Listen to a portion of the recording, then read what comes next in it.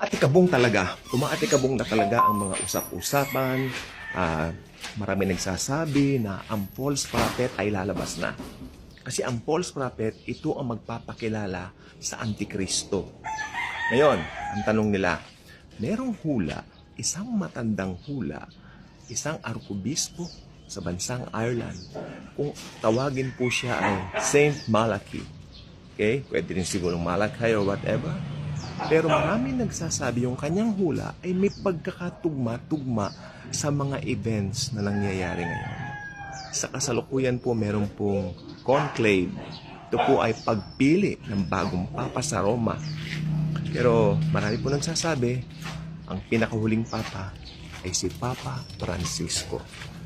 Kaya nung natapos na po yung reign ng 112, kasi hanggang 112 lang po yung Pope na mamumuno sa Rome.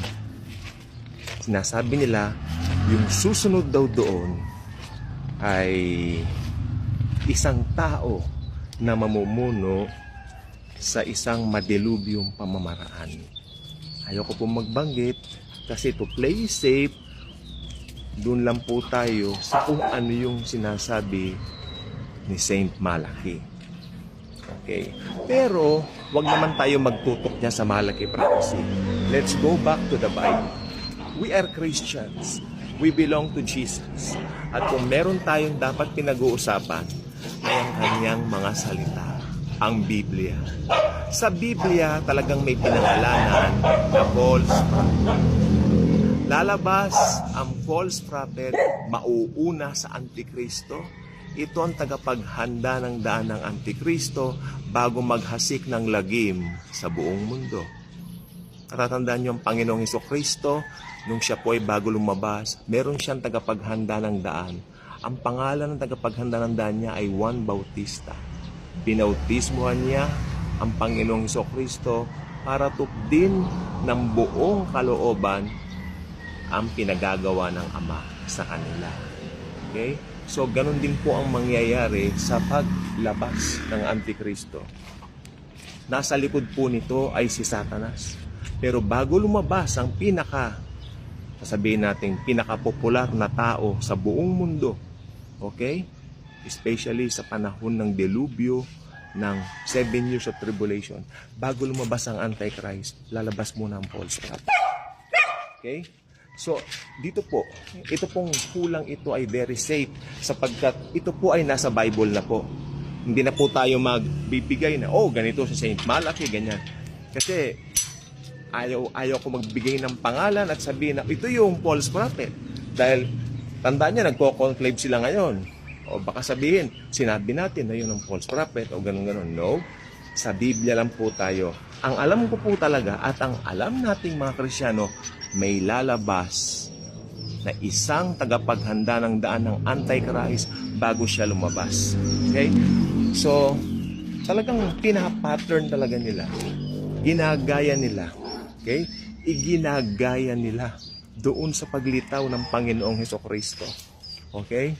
Yung pamamaraan kung paano lilitaw yung Antichrist at kung paano rin siya ipapakilala ng bulaang propetang ito. Ang bulaang propeta pong ito ay magkakaroon po ng malakas na impact sa mga tao, especially sa bansang Israel.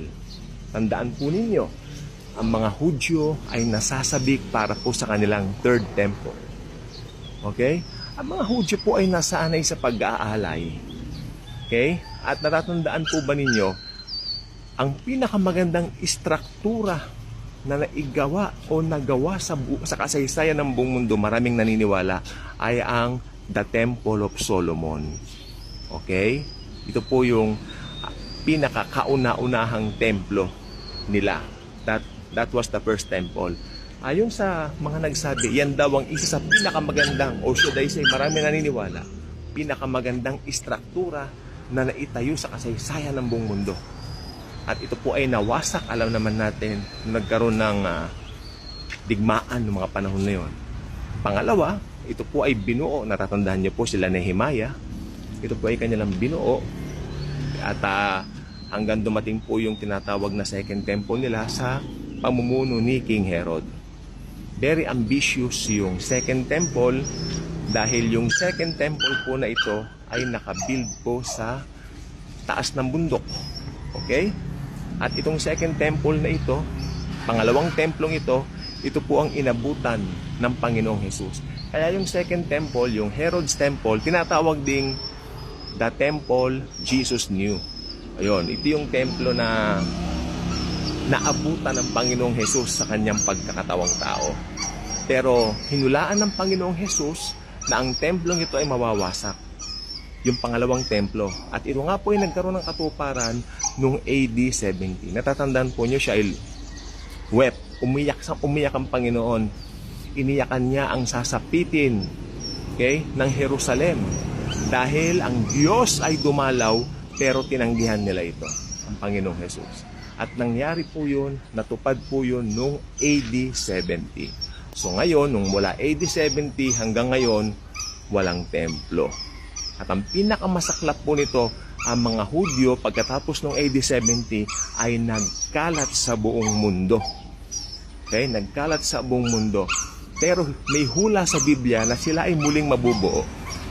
At ito ay nagkaroon ng katuparan noong 1948. Kaya simula noong 1948, marami na nagbantay sa mga propesiya ng Biblia.